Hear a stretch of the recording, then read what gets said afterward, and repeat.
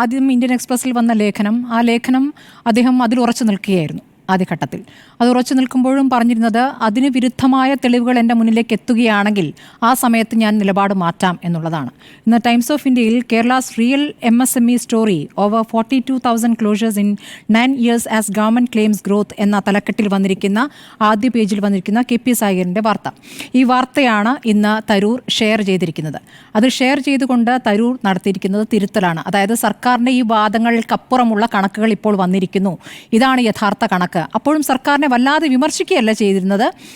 ഈ പറഞ്ഞതുപോലെ ഇവിടെ സംരംഭങ്ങൾ വരേണ്ടതുണ്ട് എന്നും MSME നന്നായി പ്രവർത്തിക്കേണ്ടതുണ്ട് എന്നും അദ്ദേഹം പറഞ്ഞുകൊണ്ട് പറയുന്നത് ഈ കണക്കുകൾ ശരിയല്ല, അതായത് ഊതിപ്പെരുപ്പിച്ച കണക്കാണ് എന്ന് തരൂർ തിരിച്ചറിയുന്നു എന്നുള്ളതാണ്.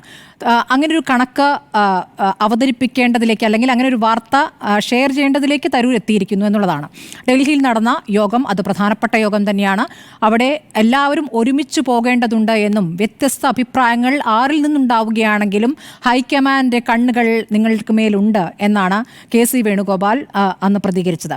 ദീപാദാസ് മുൻഷിയാണല്ലോ ആദ്യം പ്രതികരിച്ചത്. ആ പ്രതികരിക്കുന്ന ഘട്ടത്തിൽ തൊട്ടടുത്ത് തന്നെ തരൂർ ഉണ്ടായിരുന്നു. അപ്പോൾ വ്യത്യസ്ത ശബ്ദങ്ങളില്ല, ഇനി ഒരുമിച്ച് നിൽക്കാൻ പോകുന്നു നേതാക്കൾ എന്ന് പറയുന്നു.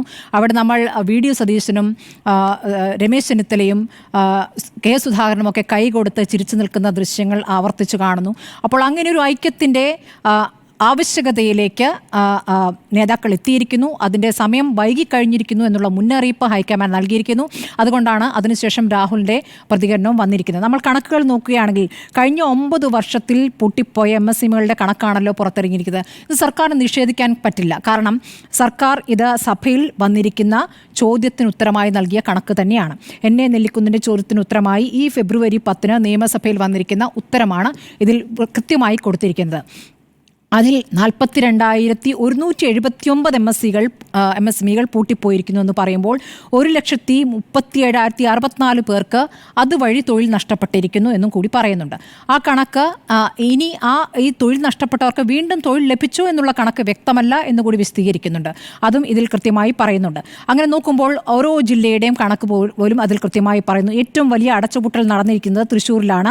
അത് 7,962, എറണാകുളത്തത് 6,560, തിരുവനന്തപുരത്ത് 6,309, ആലപ്പുഴയിൽ വളരെ കുറവാണ് 89, കോട്ടയത്തും കുറവാണ് 524, ഇടുക്കിയിൽ അത് 608, പത്തനംതിട്ടയിൽ 978. ഇങ്ങനെ വിവിധ ജില്ലകളിൽ പൂട്ടിപ്പോയ MSMEകളുടെ കണക്ക് കൂടി പറയുകയാണ്. നമുക്ക് 2 മിനിറ്റ് കൊണ്ട് ഒരു MSME തുടങ്ങാം എന്ന് പറയുന്ന സർക്കാർ 2 മിനിറ്റ് കൊണ്ട് തുടങ്ങിയിരിക്കുന്ന സംരംഭം അത് മുന്നോട്ട് പോകുന്നുണ്ടോ, അത് കൃത്യമായി പ്രവർത്തിക്കുന്നുണ്ടോ എന്ന പരിശോധന കൂടി നടത്തേണ്ടതുണ്ട്. അതിലേക്ക് വന്നിരിക്കുന്ന കണക്കുകൾ നോക്കുമ്പോൾ ആ കണക്കുകൾ നിലനിൽക്കുന്ന കണക്കാണോ നോക്കണമല്ലോ. ഇതിപ്പോൾ 9 വർഷത്തെ കണക്കാണ് എന്ന് പറയുമ്പോഴും ഈ പറയുന്ന 3 വർഷത്തെ പെരുപ്പിച്ച കണക്ക് അതൊരു പെരുപ്പിച്ച കണക്കായി തന്നെ കാണും. പെരുപ്പിച്ച കണക്ക് എന്നതിനപ്പുറം അതൊരു വലിയ കണക്കാണോ എന്നൊരു ചോദ്യം വരുന്നുണ്ട്. കാരണം മറ്റു സംസ്ഥാനങ്ങളുമായി താരതമ്യം ചെയ്യുമ്പോൾ ഇപ്പോൾ ഈ കേന്ദ്ര സർക്കാരിൻ്റെ പദ്ധതി ഉദ്യം രജിസ്ട്രേഷനിൽ കൂടി രജിസ്റ്റർ ചെയ്യപ്പെട്ട കണക്കുകൾ കൂടി ഉണ്ട്. അങ്ങനെ നോക്കുമ്പോൾ രാജ്യത്ത് 8 ലക്ഷത്തിൽ അപ്പുറം രജിസ്റ്റർ ചെയ്തിട്ടുണ്ട് MSMEകൾ.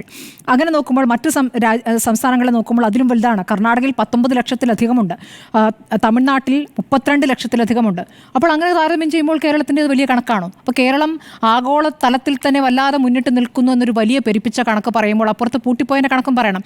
ഇതിലെന്താണ് ഇപ്പോൾ ഉണ്ടായിരിക്കുന്നത്? ഈസ് ഓഫ് ഡൂയിങ് ബിസിനസിൻ്റെ കാര്യം പറയുന്നുണ്ടല്ലോ, ശരിയാണ്. ഈ പറയുന്ന എന്താ പറയുക, റെഡ് ടേപ്പിൻ്റെ പ്രശ്നങ്ങൾ അല്ലെങ്കിൽ സാങ്കേതികമായ ഒരു സംരംഭം തുടങ്ങാനുള്ള സാങ്കേതിക തടസ്സങ്ങളെല്ലാം കുറച്ചിട്ടുണ്ട്, സത്യമാണ്. അത് കുറച്ച് വേഗത്തിലാകുന്നുണ്ട്. പക്ഷേ ആ സംരംഭത്തിലേക്ക് എത്തിക്കഴിഞ്ഞാൽ അയാൾക്ക് ആ സംരംഭവുമായി മുന്നോട്ട് പോകാനുള്ള ഒരു സാഹചര്യം കേരളത്തിൽ ഉടലെടുത്തിട്ടുണ്ടോ ഇല്ല എന്ന് ഒരുപാട് തെളിവുകളുണ്ട്. നമ്മളൊരു സംരംഭകൻ്റെ മുഖത്തടിച്ച കേസിൽ കോടതിയുടെ മുഖത്താണ് അടിയേറ്റതെന്ന് കോടതി പറഞ്ഞ ഓർമ്മയുണ്ടല്ലോ. അത് അധികം വർഷമായിട്ടില്ല. അതിനു മുമ്പ് നടന്ന കാര്യങ്ങൾ 2019 പോട്ടെ, അതൊരു ആത്മഹത്യ, അത് 2019 കഴിഞ്ഞു എന്ന് വിചാരിക്കാം. പക്ഷേ അതിനുശേഷം നടന്ന സംഭവങ്ങളുണ്ട്. ഇപ്പോൾ കഴിഞ്ഞ ദിവസം പോലും ഒരു വ്യവസായം തുടങ്ങി, വ്യവസായമല്ല, ഇഷ്ടിക ഇഷ്ടിക നിർമ്മാണ, ഇഷ്ടികക്കളം തുടങ്ങിയ ഒരു വനിതയ്ക്ക് അതുമായി മുന്നോട്ട് പോകാൻ പറ്റാതെ അവിടെ സമരം നടത്തി. സമരമല്ല, ഭീഷണി സമരമാണ്. അത് പൂട്ടിപ്പോയ കഥ ഈ കഴിഞ്ഞ ദിവസം വന്ന വാർത്ത, മിനിഞ്ഞാന്ന് വന്ന വാർത്തയാണ്.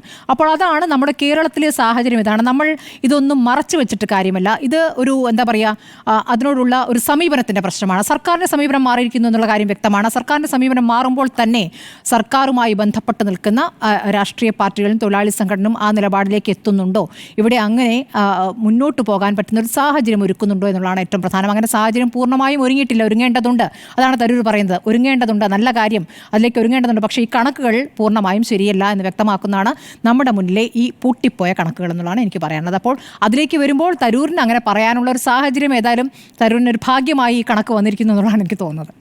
10/2/2025 എന്നെ നെല്ലിക്കുന്ന് സഭയിൽ ചോദിച്ച ചോദ്യത്തിന് പി രാജീവ് വളരെ ഡീറ്റെയിൽ ആയിട്ട് നൽകിയ കണക്കിൽ നിന്നാണ് ഇപ്പോൾ പുറത്തു വന്നിരിക്കുന്ന ഡാറ്റയുള്ളത്. പക്ഷേ അത് അന്ന് തന്നെ നിയമസഭയിൽ വന്നതാണ്. എന്നിട്ട് ആരും പറഞ്ഞില്ലല്ലോ. നിയമസഭയിൽ വന്നതല്ലേ? നിയമസഭയിൽ വന്നു എന്ന് പറഞ്ഞിട്ട് നിയമസഭയിൽ വരുന്ന കണക്കുകളിൽ വെച്ച് കൃത്യമായി വാർത്ത റിപ്പോർട്ട് ചെയ്യുന്ന ആരുണ്ട്? ഇപ്പോൾ സർക്കാർ പറയുന്ന പെരുപ്പിച്ച കണക്കുകൾ മാത്രം കൊടുത്തുകൊണ്ട് അവർക്ക് വരുന്ന റിലീസ് എടുത്ത് വാർത്ത കൊടുക്കുക മാത്രം ചെയ്യുന്ന സംവിധാനമല്ല ഇവിടെ നിൽക്കുന്നത്. അല്ലാത്ത കണക്കുകൾ കൂടി വരുമ്പോൾ അത് വാർത്തയല്ലേ? പുതുതായിട്ട് എന്താ ഉള്ളത്? പുതുതായിട്ടല്ലേ ഈ വാർത്ത നിങ്ങൾ ആരെങ്കിലും വായിച്ചിരുന്നോ? സഭയിൽ വന്ന പൂട്ടിപ്പോയ കണക്കുകൾ ഡോക്ടർ അരുൺ നോക്കൂ. ഈ കണക്കുകൾ മാത്രമല്ല, ഇനി വേറെ ഒരു കണക്കുണ്ട്. അത് പീയൂഷ് ഗോയൽ കൊടുത്ത കണക്കാണ്, ലോക്സഭയിൽ കൊടുത്തിരിക്കുന്ന കണക്ക്.